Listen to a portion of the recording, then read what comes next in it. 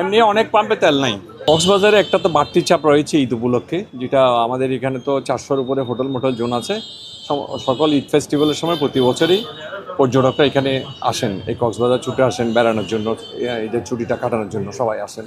তো এখানে হোটেল মোটেলে প্রচুর জেনারেটারে আপনার ডিজেল লাগে, অকটেন লাগে, তারপর ওদের বয়লারও চলে। তো যার ফলে আমাদের অতিরিক্ত অন্য জেলার চাইতে, বাংলাদেশের অন্যান্য জেলার চাইতে এখানে একটা অতিরিক্ত চাপ পড়ে এই ঈদের সময়গুলোতে। তো পাশাপাশি আবার 3 দিন পরে, ঈদের 3 দিন পর থেকে ফিশিং বোটগুলো মৎস্য আহরণে যায়। এখানে একমাত্র জীবিকা হচ্ছে যে আপনারা জানেন যে মৎস্য আহরণ প্লাস আমাদের হোটেল ট্যুরিজম, অর্থাৎ ট্যুরিজম ব্যবসাটা। কক্সবাজারে আর অন্য কোনো তেমন ব্যবসা নেই। এই ব্যবসার উপরে ভিত্তি করে কক্সবাজারের জনগণগুলো মানে জীবিকা নির্বাহ করে থাকে। তো সেজন্য এই বাড়তি চাপ সামলাতে একটু কষ্ট হচ্ছে। চাহিদা মোতাবেক আমরা দিতে পারছি না, যেহেতু আমাদের গত বছরের মার্চের চাহিদা অনুযায়ী তেল দেওয়া হচ্ছে। গত বছরের মার্চে আপনারা জানেন যে ইন্টারিম গভর্নমেন্ট থাকাকালীন সময়ে ল অ্যান্ড অর্ডার সিচুয়েশন ভালো ছিল না, বিদায় আমাদের ক্রয় বিক্রয় কম ছিল।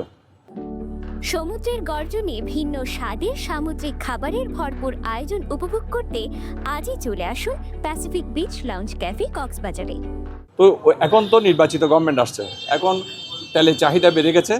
তেলের চাহিদার পাশাপাশি ধরেন এখন ঈদ ফেস্টিভ্যাল পড়েছে, লবণের চাষ বেড়ে গেছে, তারপরে বড় মৌসুম চলতেছে, মৎস্য আহরণ আছে। সব কিছু মিলিয়ে আমরা কক্সবাজারে একটু মানে তেলটা মানে চাহিদার তুলনায় কম পাচ্ছি সরবরাহ। তা আরেকটু যদি চাহিদাটা আমাদেরকে বাড়িয়ে দেওয়া যায়, অন্তত এই আগামী 7-8 দিন যে দিন আছে, মার্চ শেষ হওয়ার আগ পর্যন্ত ট্যুরিজমের দিকে চিন্তা করে, তাহলে আমরা মনে হয় আমাদের তেমন কোনো অসুবিধা আমরা মিট করতে পারবো। ব্যাংক কালকে খুলবে, আগামীকাল ব্যাংক খুলবে 2 দিনের জন্য, আবার হয়তো 3 দিন বন্ধ আছে। এমনি অনেক পাম্পে তেল নাই, এটা সত্য, অনেক পাম্পে তেল নাই। আর যেসব পাম্পে তেল আছে সবাই ভাগযোগ করে দেখছি। যেমন আমরা দেখতেছেন আমাদের এখানে কাস্টমারের কি লাইন।